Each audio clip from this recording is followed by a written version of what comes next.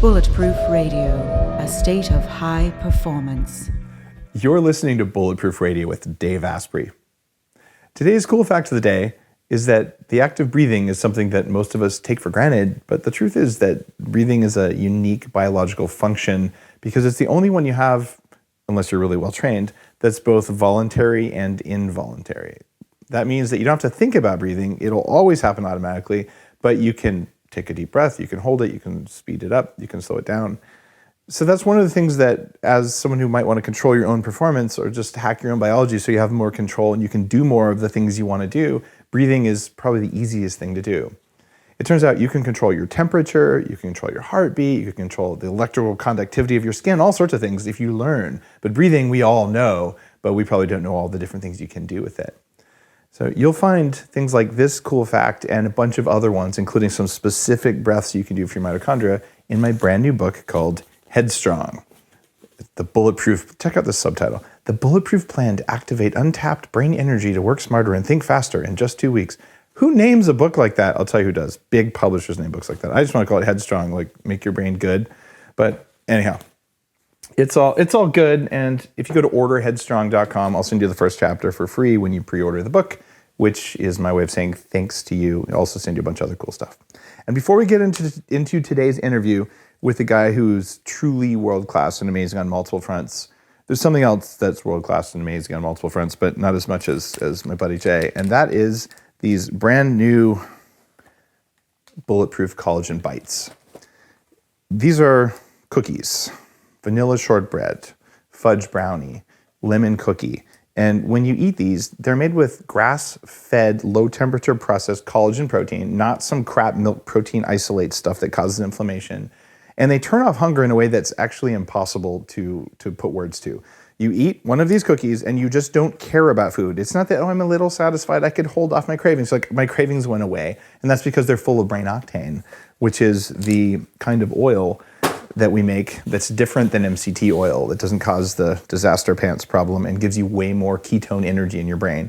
So give those things a try. You will be amazed. If you put one of those in your purse, in your bag, and you get hungry, it'll get you through for hours. It's awesome. All right. Today's guest is none other than Jay Abraham. If you're interested in business, you might have heard of him. Forbes calls Jay Abraham one of the top 5 executive coaches in the entire US. He's been doing this for 25 plus years. He's increased the bottom line of over 10,000 clients in 400 industries with 7,200 sub-industries. And this guy has solved just about every kind of sales, marketing, competitive edge question that you could think of. He's on stage regularly with Tony Robbins. In fact, I think he's the only guy who spends an entire day every year with Tony Robbins' Platinum Group. Tony's Platinum Group spends, it's like $75,000 or $100,000, a very large amount of money every year to get quality time with Jay and his inner circle of, not with Jay, with Tony and his inner circle of advisors. And Jay is one of those advisors who really helps these people. And speaking of Tony Robbins, I just got to say thanks. I got an invitation the other day from Tony to speak on stage for the first time in front of thousands and thousands of people at the Unleash Your Power Within conference in Los Angeles in, that's March, April? Where are we in March? We're in March. In March of this year of 2017. So if you are in LA or you're going to be in LA, then that is an event you don't want to miss. That's Tony's new event. Jay, are you going to be there too at this event? I am going to be there for part of it. For part of it. Okay, so Jay and I will both be there. If you're into internet marketing or marketing in general, you've probably seen one of Jay's books because he's a prolific author. He has all kinds of programs. And here's why Jay's on the show. You may be interested in business, and some portion of Bulletproof listeners are. We have a lot of people who are physicians. We have a lot of people who have careers all over the place. We have police officers, the head of the counterterrorism unit down at the LA County Sheriff's Department just said hi in the coffee shops. Like people from all walks of life who may or may not give a rat's ass about business. But Jay is a high performer on many levels. And I know Jay really well because we're friends. And we got to be friends starting years ago, I bought one of Jay's $500 books that couldn't possibly be worth $500, except it was worth more than that. And I read this book and was like, I can't believe I got scammed. I spent $500 on a book. I'm probably going to send it back. It has a money back guarantee. And I read it and was like, oh my God, like this guy has knowledge and it's very distilled. And I figured there was no chance I'll ever like meet this kind of business rock star guy. And lo and behold, years later, I got a chance to meet him and we got to be friends. And Jay has spoken to every employee at Bulletproof. He actually came in and did a strategy session with us, and he's helped to advise me on how to grow Bulletproof and how to have a service company where our mindset is we're having a fiduciary responsibility, where our job is to do the right thing for our viewers and our customers, even if it's not the path that makes us the most money, or even if it's the path that makes us no money. Our responsibility ethically and morally and for the greater good of the business is to tell you, you know what, don't drink Bulletproof coffee. It's not right for you if that's the case for you, rather than to say, oh no, just drink it anyway. So Jay's thinking there has helped to help me have a level of excellence that I'm working to spread throughout the company. So Jay, first, thank you for being on the show and thank you for all of your advice. Come on, Dave. Thank you for the invitation. It's an honor. Now, I want to ask you all sorts of things. And one of the things that I think everyone listening will care about is what do you do to be a super high performer? You've been doing this crazy life. You travel around. You're in Japan a lot. You're all over the planet. I think you fly maybe more than I do in terms of miles, certainly frequency, but you go overseas more than I do. So I do. And you're a little older than I am. You don't really look it too much, but you've got... It's all a facade. It's the portrait of Dorian Gray. Yeah, you've got more than 20 years on me, and you look great, and you're strong, and your mind is strong too, which is cool. How do you do these crazy overseas trips and still come back and like look and feel good? Because it's harder when you're older. What's your trick?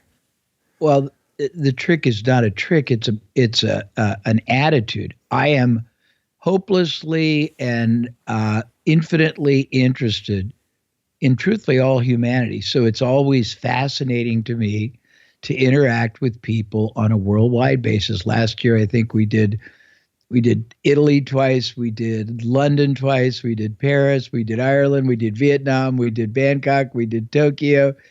I think I did China also. And what you find is that everyone thinks everyone's different, and they're not. There's this core of people that want to be true value creators. There's a core of people that want to have passion, not just about what they do, but who they do it for. And they just need clarity to guide them and connect the dots. And yet almost everybody worldwide has got the same problems, the same issues, surprisingly many of the same businesses. And they're very fascinating human beings. And I get a big kick out of learning, out of sharing, out of borrowing. And my background, if you ask how I do it, I love to learn. I love to see all the different ways different people see life, all the different values different people really represent, because that's the totality of the marketplace we are dealing with, whether it's the people we're selling to or the people we're hiring.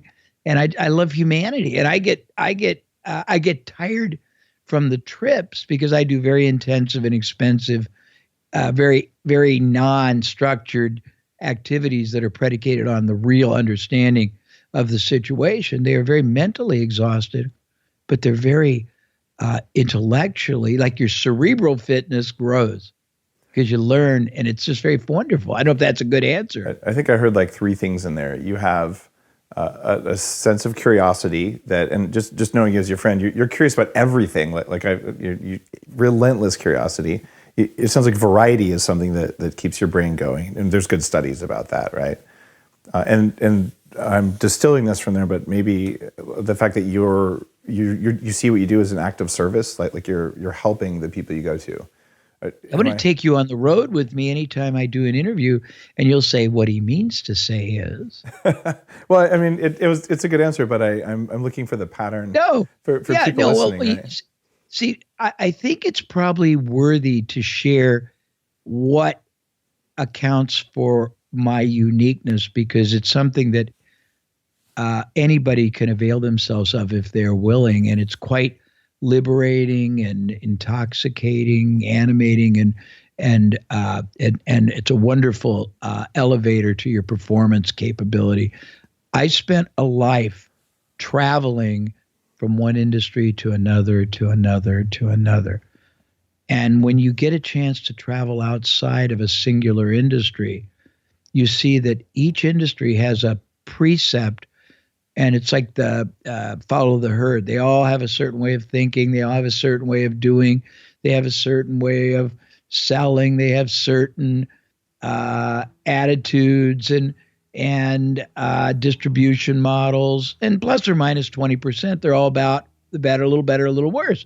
But when you see that there are thousands of different ways to strategically operate, there are thousands of different distribution models, there are thousands of different competitive advantages, there are thousands of different ways to add value, there are thousands of ways to access markets, you realize that most people accept unintentionally, unnecessarily, unknowingly, a fraction of the sales, the clients they could be generating, a fraction of the transactional size they could be doing, a fraction of the repeat business, referral business, and ancillary business, because they just don't know how much more is possible from a day, a moment, a time, an interaction, access, investment, capital, human capital. And I've been blessed. I get to see all that. It's a long answer, but that's really the quintessence of what drives me.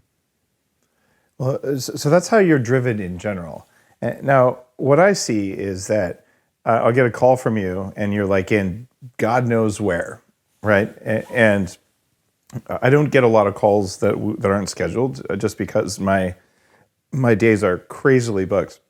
But you still get through, which is kind of cool. Which I'm honored. Thank you. No, it's not that. It's just that most people have learned that if they call me, I never answer. But the fact that I don't answer half your calls, you still call just because you're patient. Yeah. But what's cool though is you're all over the world, but you're always full of energy. And I know that you do things to take care of yourself physically, not just a sense of curiosity. Like, how do you handle jet lag? Like, what do you do when you take a red eye and you're going to go on stage for Tony or someone? And what's your resilience strategy? Well, it's probably not going to be as sophisticated as yours, but I'm very lucky because I get to fly on any airline I want, and I like very indulgent ones that usually have very nice wines and spirits. So I enjoy a little bit of that. So you actually drink in the air? I do, but not heavily anymore. But still, I drink anything in the air. I get taken out by that. Okay, so you are you're tough. Not a lot. I like a little bit. But when I land, I have a regimen. They stock my room with about 3 cases of all kinds of water. I basically don't eat anything for the first day. I have a contractual, and this is going to sound very indulgent, but I have a contractual provision that I get 5 hours a night with 2 concurrent massage therapists. So I get the equivalent of 10 hours of massage every night. And this is to be clear, you're actually getting massage. So people are rolling their eyes right now. Oh yeah, no, I'm not having kinky. No. I get I get the most professional. No, I know you're a married services. You're a married guy, and this is all above board. But the human touch and the massage is part of your recovery. Well, I find 2 things.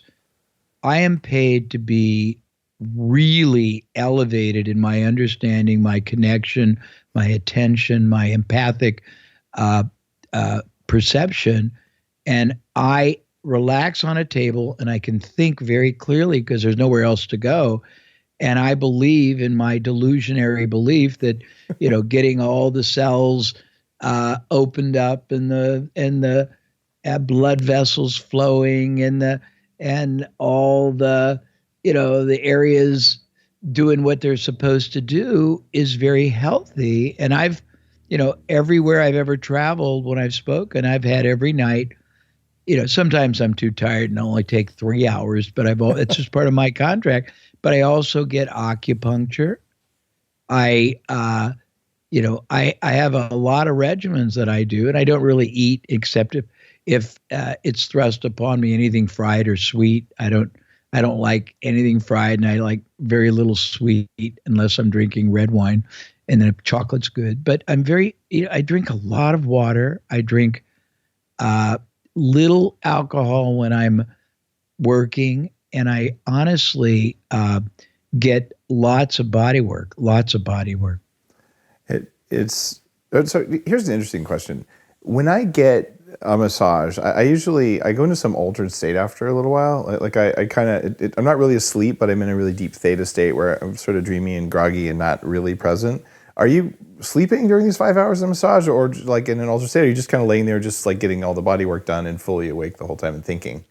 It's an integration of the first two. Okay. It's very relaxing because my mind has never learned how to turn off in most endeavors. But what happens is all these thoughts you've commanded to the recesses of your subconscious converge, and your mind works for you the way it's supposed to. It collaborates, it combines, it integrates, it produces all these actually remarkable breakthrough concepts when you're not trying to withhold them or suppress them. I get the best breakthrough clarity when I'm either lying. I mean, like when I get acupuncture, I refuse to do an hour. It's too little. I do at least 2 hours. I used to have a guy that would come for one full day a month, and I would just sit there and roll and roll and roll and roll and take notes of everything that came out of my reflection, because you're forced. I don't know about you, but I'm running so fast, so often, that some of the best things I want to remember and preserve don't get really acted upon or even dimensionalized because something else happens. And when you're in an environment where it's forced, concentrated, creative reflection, it's very intoxicating and liberating and clarifying. I don't know if that's a good answer. It's fantastic. I think I understand what you're saying there. You're doing a lot of self-care in order to operate at that level. You also do some work with Dr. Barry, a guy you introduced me to. You'll be talking about that? Yeah, sure. I don't mind.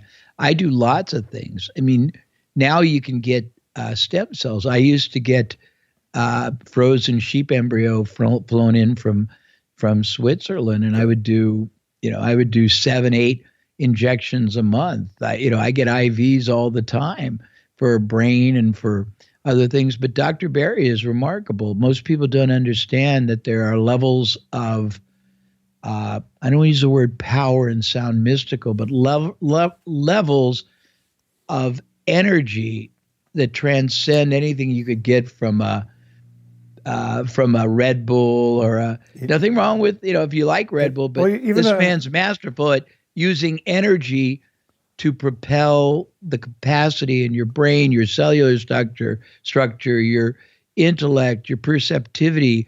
And he's done some of the most famous people in the world. He does Tony Robbins. He does very famous iconic families. He does very famous sports figures. And explaining what he does is hard, but the result of what he does is, I used to go to Australia 30 years ago, and Australia, for some reason, was a crucible of sort of developmental of a lot of alternative issues, I think, before they made it here. And I would get introduced to all kinds of things 20 years before they would come here. And I was very open-minded because they had a positive impact. So you introduced me to Dr. Barry. His name is Barry Morguelan. And this guy, he's a UCLA surgeon from Tennessee.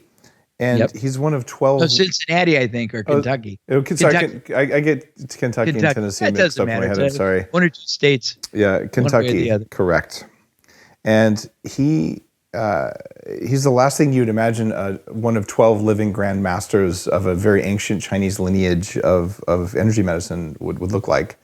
But he went and trained with a group of people or a lineage that is the precursor to Shaolin and some of the shamanic practices, very ancient. And these are the people who would protect the emperor of China. They protect him energetically, and went through the training on how to melt a glacier by sitting on it, the sort of stuff that Wim Hof does, but on a mountain in China, a day's hike away from anything, and just these incredible stories. And this humble guy who doesn't look at all like that can do things. And people who follow me on social media, you've seen like weird cupping things, like he does stuff. But he's a very credible surgeon who trains doctors all over the world how to do endoscopic GI surgery. And right. So I know that you get work done by him, and I rolled my eyes when you introduced me to him. I said, well, he doesn't really look the part. And then I experienced what he could do, and it was like, okay, there's absolute noticeable differences that are not subtle in what he does. And he actually wrote the meditation for mitochondria for Headstrong, the new book, because I don't know anyone with his breadth of power and knowledge on this stuff, because it's medical and it's, I'll just put the other M word, it's mystical, that sort of stuff. But my belief, and it's very interesting, if you look in history at people who one would say is a force of nature, I would argue that they were not as much that as they were people who learned how to harness and command forces within nature to their, to their directives. Mm-hmm. But that's just my perspective. It sounds like an accurate one. He's the kind of guy who can walk into a park and all the dogs will walk up to him if he wants them to. Or they'll go away. He comes to my house and says, "Go upstairs," and they all go upstairs. It's powerful, and the reason I'm bringing this up is you're a very well-known business guru and someone who's performed at a level that's pretty unusual for consistently decades. And I'm doing okay. And we both do stuff like that, and we're not alone, even though a lot of people won't go out there and talk about that stuff. And I believe that when you integrate the low-level stuff where our bodies are integrated with the environment around us, this mitochondrial connection to the world, and this cognitive thing that you and I both also do, that when you get everything working together, it seems like the system has a lot more power, and I'm kind of blown away. But it's cool, A, that you introduced me to him, and also that you're willing to talk publicly about the fact that you do things like acupuncture and massage and body work and Chinese energetic medicine because they help you. How do you know they help you, though? Okay, well, let's put it this way. I didn't get ill for 8 years in a row when I did one regimen. I can tell you that I've had Barry work on me when I was exhausted and walked out of the room so radiant that I went for 12 hours nonstop. He works on Tony every night when Tony does his programs, and Tony's pretty, he's pretty elevated in the methodologies he uses. He glows when he walks. He's so bouncing with energy. It's amazing. Let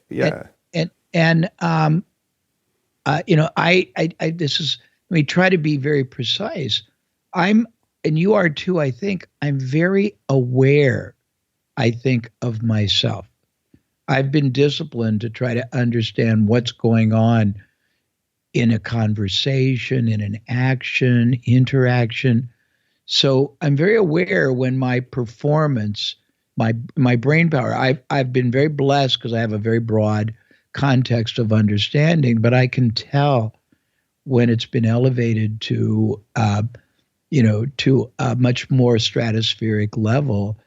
And all these elements I'm telling you about, they have elevated my intellectual performance, coupled with my energy, coupled with my concentration, coupled with they've even helped my authenticity, meaning the connection I'm able to make with others.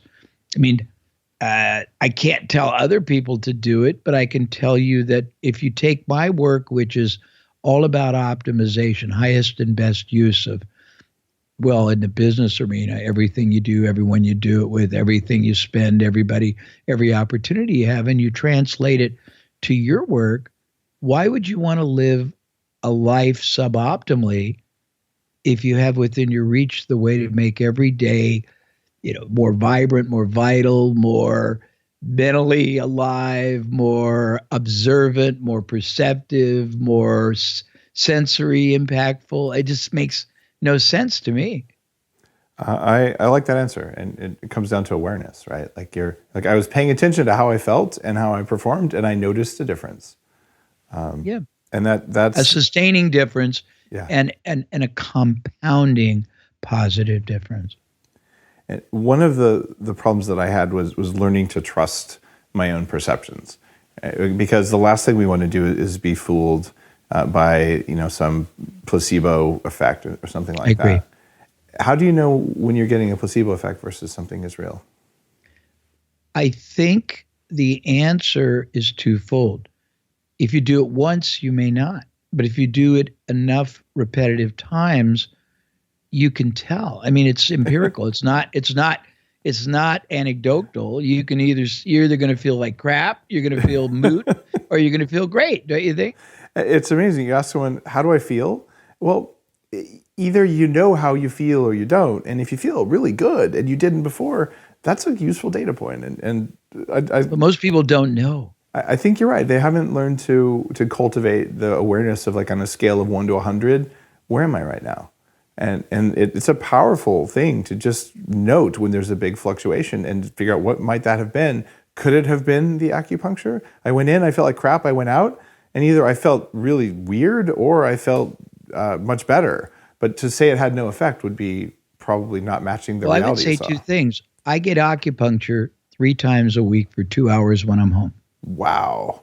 And I also, if you'll notice my ear, I didn't cut myself when I leave. Can you see? Yeah, I think we see that on the camera. You guys can look They're at a bunch. this. It looks like little Band-Aids. They all have needles in them. So go to bulletproof.com/YouTube to see this on the YouTube channel. To see my ears. Yeah. So, but I get them when I leave. I have them put long-lasting adhesive needles on all the the major impact points, and it has a sustaining event. I believe, because I've gauged my performance with and without it. So, but I think most people. I'm going to tell you one funny story. Well, I could tell you a breathing story that lost me $3 million, but you may not want to hear that. But I'll tell you a different. Well, I'll tell you first of all. You talked about people not knowing how they feel. There's a patronizing. I think most people are so out of touch with their lives and what's going on. You'll say to somebody, "How you feel?" "Great." Somebody will say it to me, and I know they don't listen. And I'll say, "Geez, my arm hurts. I got a real bad guy." And I'll say a bunch of negative things just to see if they even hear. And they say, "Oh, great." Yeah, they're not listening. And there's a tragedy there, not for them disrespecting me, but for them disrespecting themselves, because they're not in touch. So that's just a comment.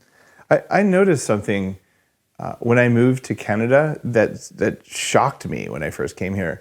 If you go to the convenience store here and the cashier says, "How are you doing?" at least half the time they're going to hear your answer. And if you said, "Oh, it's been a crappy day," they'd be like, "Oh, wow, tell me about it." And I feel like when I'm in New York or a big city, not to pick on New York, it's the same in LA.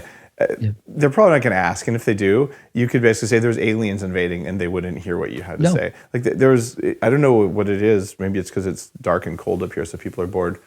But whatever it is, I noticed it, and it kind of freaked me out at first. Like, wow, the people are listening. I should be more aware of what I say. But geez, isn't that kind of connectivity wonderful?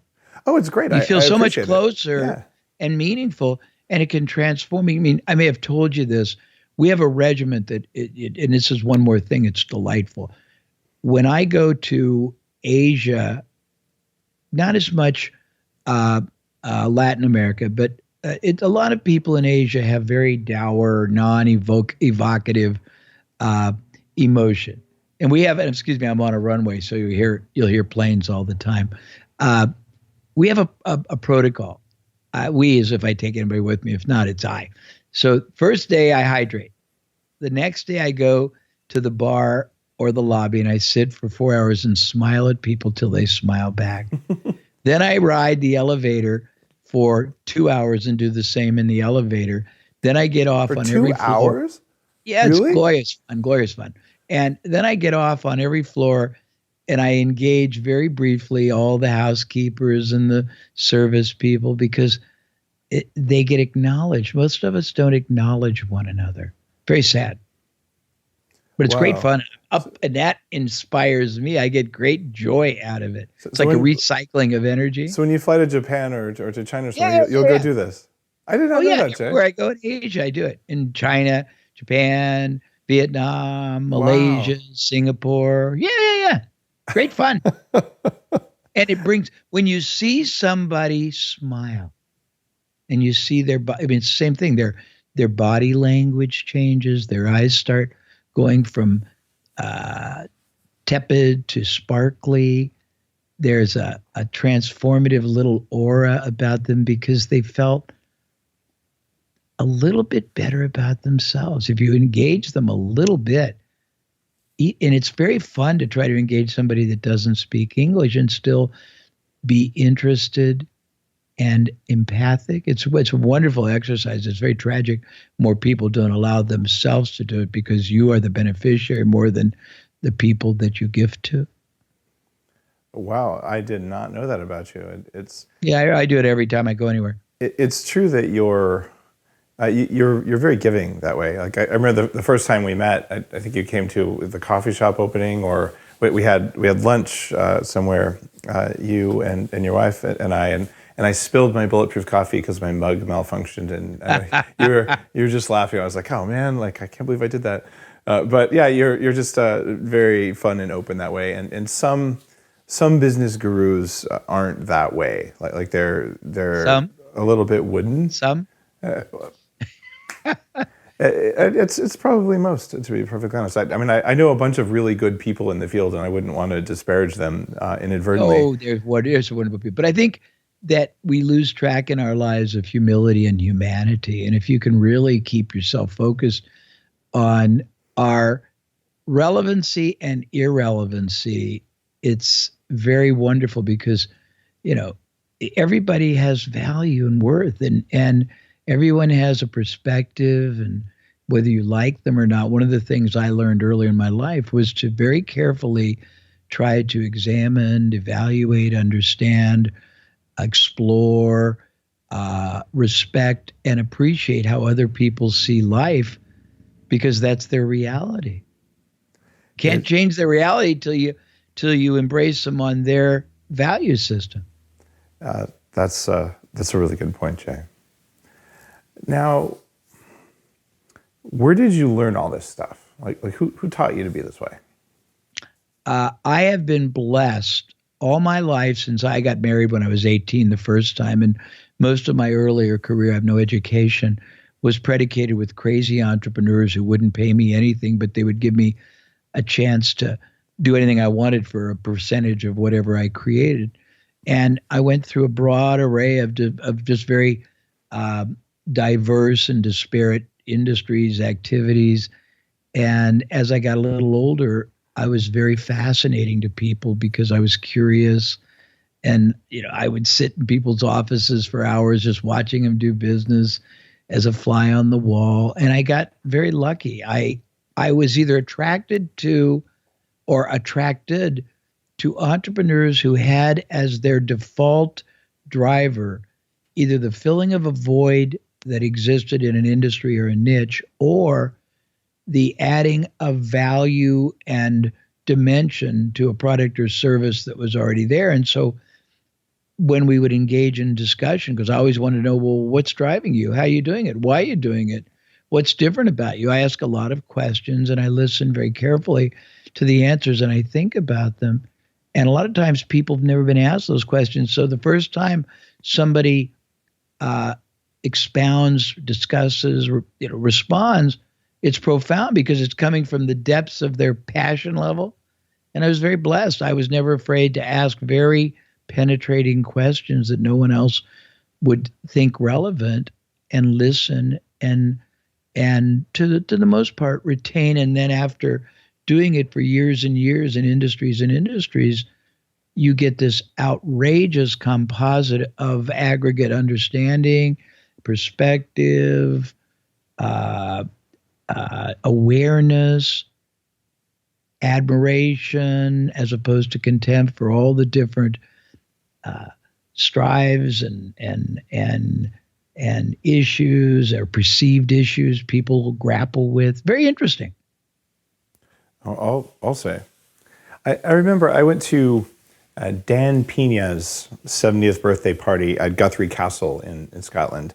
And Dan's been a guest on Bulletproof Radio. He spoke at I think the third conference that we had. They call him the $50 billion man. And Brian Rose from London Real, who's a friend and a Bulletproof supporter.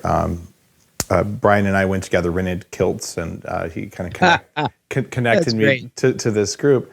And there were some really strong business luminaries, like people who've had their entire career in marketing. And this is a stereotypical Castle J. You'd probably recognize it from in the 80s when I was a teenager, like the success poster in your bedroom was like the Scottish castle with the Bentley, Malcolm Forbes, all that, sure. Helicopter. Well, except that's actually where he lives. Like he literally has the row of sports cars out front, and like it's classical success. And you go there, but as people are giving speeches, Jay, and you weren't there, so you probably don't even know this. 4 different times your name came up in people's speeches about Dan, right? Really? And just about, yeah, absolutely.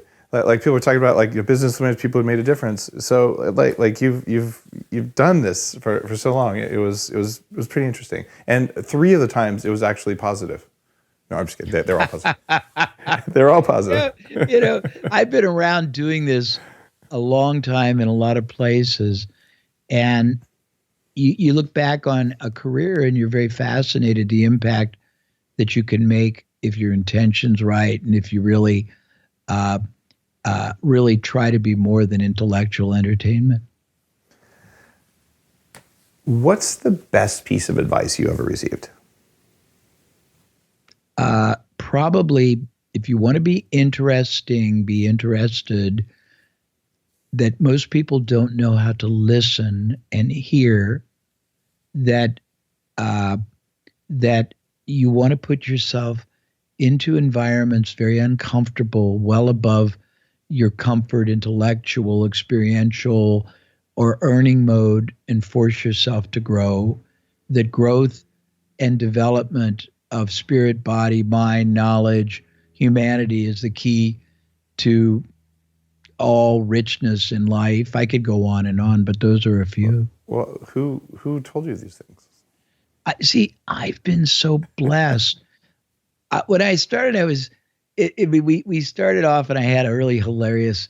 I would knock on people. This a fun story. When I started off, I had nothing going for me, so I had a business card made that was that big, and it said UC Sales, and I would go to all these offices in Indianapolis, and they used to have this little glass window where the reception was, and this little hole where they could talk, and you could stick your card through. And I'd go and I'd want to see Mr. Asprey. And they'd say, well, do you have an appointment? And I'd say no. And they'd say, well, who are you with? And I'd look like that, and I'd say no one. And they'd look bizarre, and they'd say, well, do you have a card? And I'd say yes, and I'd get this card. And of course, it wouldn't reach through the window. And they'd have to take it back to you.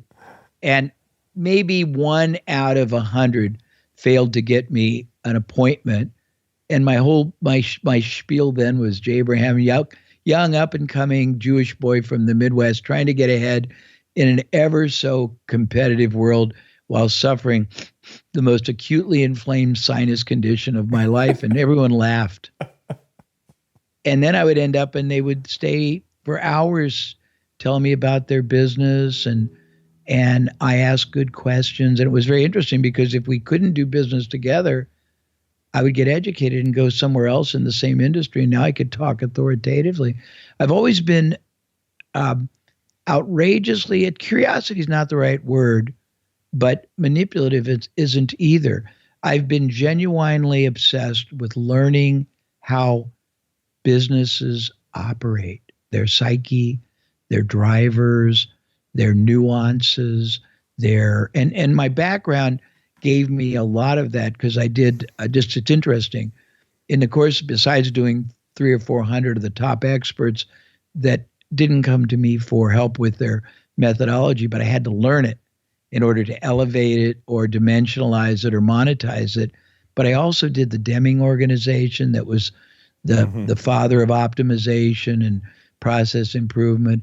I did QualPro that was at one time, I don't know if they still are, the largest multivariable testing organization in the world. And I got to look at billions of dollars of variability tests. I did Decision Quest, the largest strategic litigation consulting firm in the world, and got to look at all the different issues on venue and juries and how differently with graphics you can depict suffering and pain or minimize it. And I got a very interesting on an unimaginable education and possibilities. And then when you look at hundreds of industries, I don't know how I got to that point. I didn't mean to get you tangential, but it's very interesting.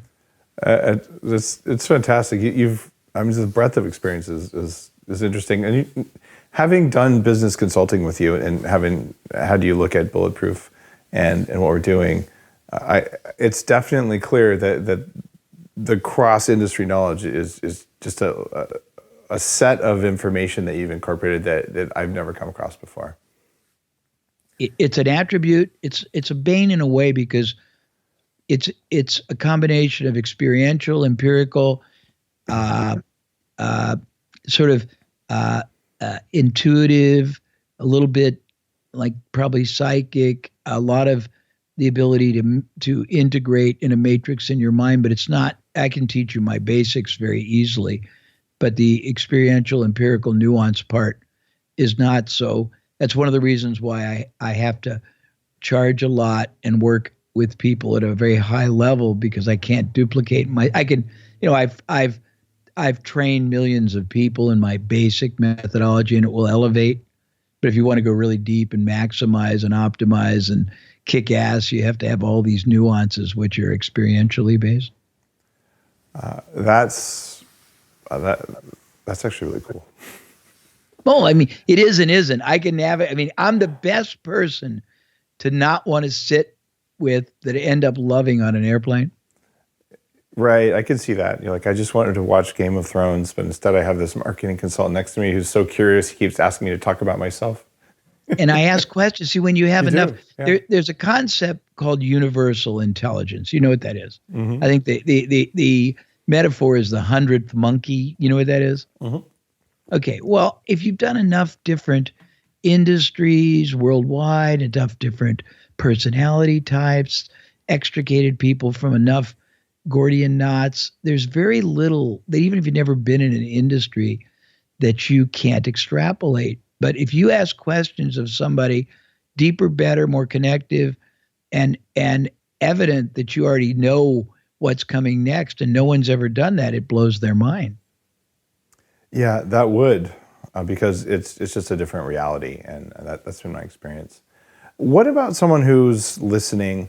You're saying, all right, so Dave, you're some entrepreneur guy, and you're talking to this top business consultant who's completely inaccessible to me.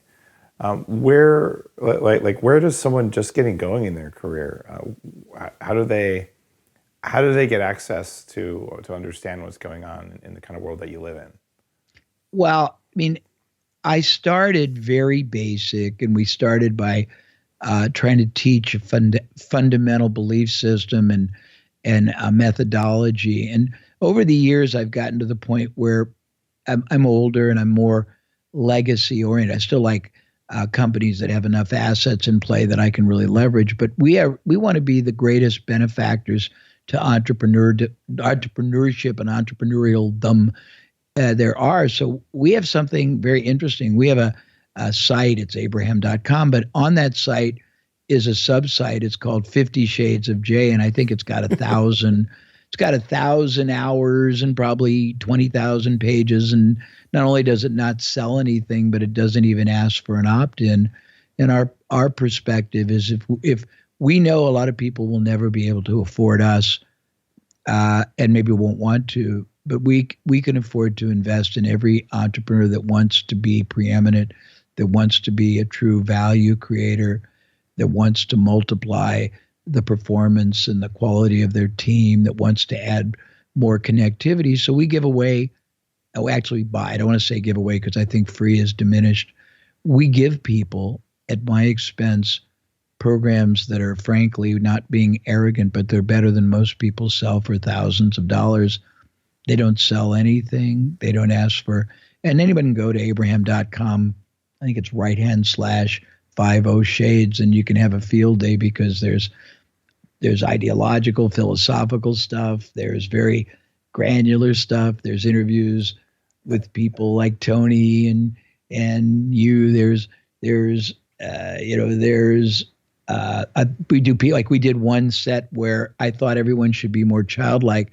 So we sent out, I think, 25 YouTube video musicals from Disney movies, because I said you can't be great if you don't let yourself be vulnerable. You can't be vulnerable if you don't let some of your childlike innocence free. But we do all kinds of wild things that are very, I think worldview is something most people don't allow themselves to constantly enrich, expand, and nourish. And so, number one, the name 50 Shades of Jay is hilarious.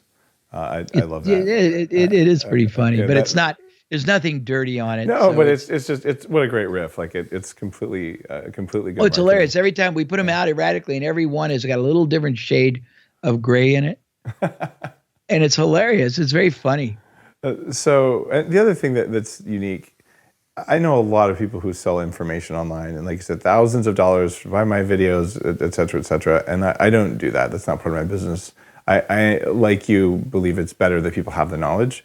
I'd rather give it away, and then they'll purchase something at the right time, or they won't.